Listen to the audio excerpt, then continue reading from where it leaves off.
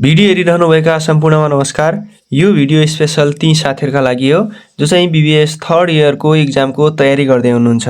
आजको यस भिडियो अन्तर्गत हामीहरु paper, model र सिलेबसको बारेमा छलफल गर्न गइरहेका छौं। बीबीएस थर्ड इयर एक्जामिनेसन अन्तर्गतको अर्को subject business environment and strategic management अथवा व्यावसायिक वातावरण तथा रणनीतिक व्यवस्थापन भन्ने रहेको छ। Business environment and strategic management भन्ने सब्जेक्टको पेपर मोडल सरसर्ती हेर्दाखेरि ग्रुप ए सोधेको हुन्छ। ग्रुप ए मा चाहिँ ब्रिफ आन्सर क्वेशन हुन्छ। क्वेशन नम्बर 1 देखि क्वेशन नम्बर 10 सम्म चाहिँ 10 वटा क्वेशन सोधिएका हुन्छन्। 2 मार्क्स गरेर चाहिँ 20 मार्क्स को चाहिँ ग्रुप ए बाट सोधिएको हुन्छ। त्यसैगरेर ग्रुप बी मा चाहिँ डिस्क्रिप्टिभ आन्सर क्वेशन भनेर सोधिएको हुन्छ, जसमा चाहिँ क्वेशन 11, 12, 13, 14, 15 र क्वेशन नम्बर 16 सम्म सोधिएको हुन्छ। र यो 6 वटा क्वेशनहरुमा चाहिँ एउटा क्वेशन चाहिँ के हुन्छ, 1 क्वेशन स्किपेबल हुन्छ, जसमा चाहिँ हामीहरुले अब 5 वटा क्वेशन गर्नुपर्ने हुन्छ 10 मार्क्स गरेर टोटल 50 मार्क्स को चाहिँ सल्भ गर्नुपर्ने अथवा अटेम्प्ट गर्नुपर्ने हुन्छ। त्यसैगरेर ग्रुप सी मा छ। ग्रुप सी मा चाहिँ एनालाइटिकल आन्सर क्वेशन अथवा क्वेशनहरु चाहिँ सोधिएको हुन्छ। यो चाहिँ question number 17, question number 18, question number 19 हुन्छ। र यो 3 वटा क्वेशनहरुमा 1 क्वेशन चाहिँ स्किपेबल हुन्छ, जसमा चाहिँ अब हामीहरुले दुईटा क्वेशन चाहिँ अटेम्प्ट गर्नुपर्ने हुन्छ 15 मार्क्स को गरेर 30 मार्क्स को चाहिँ ग्रुप सी पनि हामीहरुको सोधिएको हुन्छ। अब यसलाई सरसर्ती हेर्दाखेरि तीनटै ग्रुपलाई हेर्दाखेरि चाहिँ टोटल चाहिँ 125 मार्क्स को चाहिँ हाम्रो पेपर बनेको हुन्छ। त्यसमा चाहिँ स्किपेबल चाहिँ 25 मार्क्स हुन्छ। 1 क्वेशन चाहिँ ए र बी बाट चाहिँ एउटा क्वेशन छोड्नुपर्ने हुन्छ। अटेम्प्ट गर्नुपर्ने 100 मार्क्स हो र त्यसमा चाहिँ हामीले पास हुनको लागि चाहिँ 35 मार्क्स ल्याएकै हुनुपर्छ। यसरी हामीहरुको बिजनेस इन्भाइरोमेन्ट एन्ड स्ट्र्याटेजिक म्यानेजमेन्टको पेपर बनेको हुन्छ। र हामीहरु अब छलफल गरौं यसको सिलेबसको बारेमा। अब business environment and strategic management भन्ने बित्तिकै यसमा दुईटा नामहरु जोडिएर आएको छ। त्यही भएर बिजनेस इन्भाइरोमेन्टको यो सब्जेक्टमा चाहिँ हाम्रो सिलेबस हेर्दाखेरि दुईटा पार्टमा छुट्याइएको छ। पार्ट 1 मा चाहिँ बिजनेस इन्भाइरोमेन्ट, जसमा चाहिँ 48 देखि 52 मार्क्स सम्मको चाहिँ सोधिएको हुन्छ। अब खासमा चाहिँ प्राय सबैजनाले हेर्ने भनेको 50 मार्क्स को बिजनेस इन्भाइरोमेन्ट, 50 मार्क्स को स्ट्र्याटेजिक म्यानेजमेन्ट अथवा रणनीतिक व्यवस्थापनको सोध्या हुन्छ भन्नुहुन्छ। तर के हुन्छ भने साथीहरु एक्ज्याक्ट 50 मार्क्स को चाहिँ प्राय सोधिएको हुँदैन। कहिलेकाहीँ कुनै टपिकमा कम होला, कहिलेकाहीँ कुनै टपिकमा कम होला, या अब एउटामा कम भएपछि अर्कोमा बढी हुने नै भयो। त्यही भएर चाहिँ 48 देखि 52 मार्क्स सम्मको कहिलेकाहीँ बिजनेस इन्भाइरोमेन्टबाट सोध्छ। एज अ सेम 48 देखि 52 मार्क्स सम्मको कहिलेकाहीँ स्ट्र्याटेजिक म्यानेजमेन्टबाट पनि सोधिने गर्दछ। अब हामीहरुको पार्ट 1 मा चाहिँ टोटल 7 वटा च्याप्टर रहेका छन्। हामीले पढ्नु पर्ने भनेको introduction to the business environment भन्ने च्याप्टर 1 व्यावसायिक वातावरणको परिचय हो। अब यो च्याप्टर 1 पढिसकेपछि च्याप्टर 2, 3, 4, 5, 6, 7 भनेका यो 1 कै पार्टहरु हुन्। तपाईहरुलाई सर म यो देखाउन चाहन्छु, यहाँबाट बुझ्न सक्नुहुन्छ। आजभोलि एलपी ग्यास भएको मान्छे सेट हो, धनी हो, एकदम सेट हो। आजभोलि ग्यासको कत्रो छ नि महामारी हैन, एलपी ग्यास भएको मान्छे के हो, सेट हो भनेर चाहिँ बुझ्नु होला। अब यो टिप्सबाट तपाईहरुलाई एउटा क्वेशन याद भयो भन्ने सोच्नु होला। जस्तै यहाँ हेर्नु होला, what are the component of business environment अथवा what are the general component of business environment सोध्छ भनेपछि यही याद गर्नु होला। आजभोलि एलपी ग्यास भएको मान्छे सेट हो।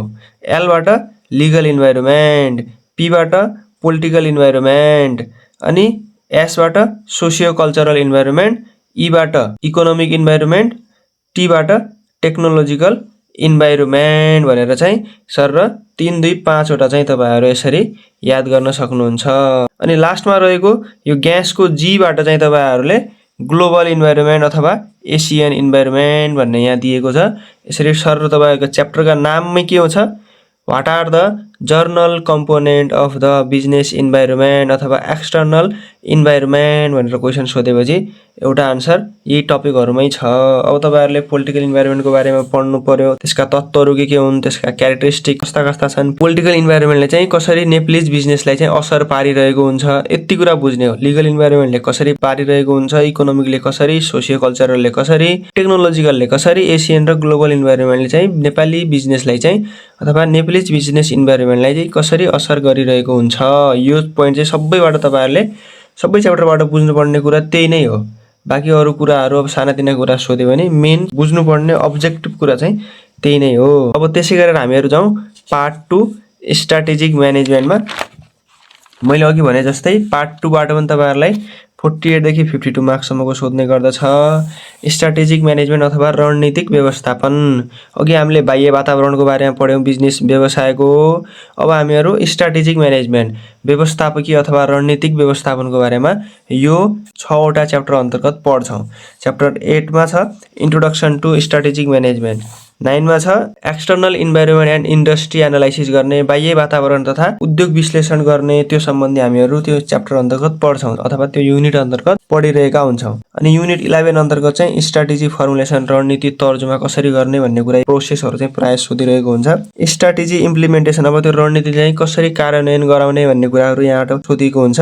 अनि युनिट 13 मा छ स्ट्र्याटेजिक इभ्यालुएसन एन्ड कन्ट्रोल, रणनीतिक मूल्याङ्कन तथा नियन्त्रण भन्ने छ। यति युनिटहरु चाहिँ हामीहरुले पार्ट 2 बाट पढ्नुपर्ने हुन्छ। अब हामीहरुसँग जम्मा 13 वटा युनिटहरु छन्। 13 युनिटमा पनि तपाईहरुले सबै 13 युनिटै पढ्न थाल्नुहुन्छ भनेपछि अब 2 दिनमा त तपाईहरुले भ्याउनै सक्नुहुन्न। त्यही भएर चाहिँ म तपाईहरुलाई भेरी इम्पोर्टेन्ट च्याप्टर अथवा युनिटहरु for getting passing marks, passing marks मात्र ल्याउनको लागि अहिलेसम्मको एक्जामहरुलाई हेर्दाखेरि बढी मार्क्सको चाहिँ कुन च्याप्टर अथवा युनिटबाट सोधेको हुन्छ भनेपछि एउटा युनिट 1 बाट सोधेको हुन्छ। यो तपाईहरुका लागि भेरी इम्पोर्टेन्ट भइहाल्यो। यहाँबाट 12 नम्बरको मिनिमम नत्र बढी भएस 17 मार्क्स सम्मको चाहिँ सोधेको हुन्छ। अनि युनिट 4 युनिट 7 यो चाहिँ तपाईहरुको पार्ट 1 मा चाहिँ यी 3टा युनिटहरु चाहिँ नछोड्नु होला। अनि पार्ट 2 बाट चाहिँ युनिट 8 10 र 11 यो नछोड्नु होला।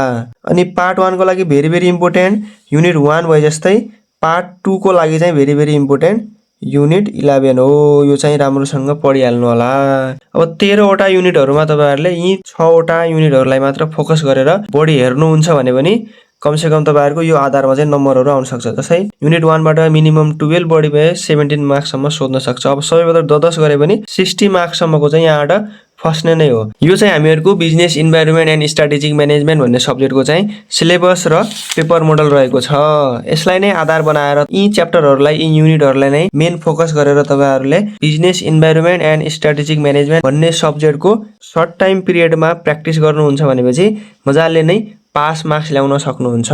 अब यो सर्ट टाइम पिरियडमा सबै च्याप्टरहरु भ्याउन अलिकति गाह्रो हुन्छ र यो सिलेबस मात्र हेरेर मैले दिएका क्वेशनहरु मात्र पढेर चाहिँ तपाईहरुलाई आफै सल्भ गर्नुपर्ने, क्वेशन मात्र दिएर कसरी होला सर भन्ने लाग्छ भनेपछि तपाईहरुका लागि भनेर मैले 2075 76 77 78 79 80 सम्मका 5 वटा पेपर मोडलहरु चाहिँ सल्भ गर्दैको छु, जुन चाहिँ यस प्रकार रहेको छ। यो नोट चाहिँ प्राय जम्मै नेपालीमा छ, कुनै क्वेशनहरु चाहिँ इंग्लिशमा छ, नत्र नेपालीमै रहेको छ। नेपाली मिडियम साथीहरुका लागि चाहिँ एकदमै हेल्पफुल हुनेछ। इंग्लिश मिडियम साथीहरुका लागि पनि एकदमै हेल्पफुल हुनेछ। यदि तपाईहरु एक्जाममा मिलाएर लेख्न चाहनुहुन्छ, सबै रट्न चाहनुहुन्न भनेपछि, किनभने मैले रट्ने तरिकाले कुनै पनि पोइन्टहरु अथवा व्याख्याहरु गर्दिएको छैन, सबै सरल भाषामा व्याख्याहरु लेखेको छु। यो तपाईहरुले एक्चुअली सर पढ्नुहुन्छ भने पनि तपाईहरुलाई हिँड्दै पनि याद हुने खालको चाहिँ नोट रहेको छ।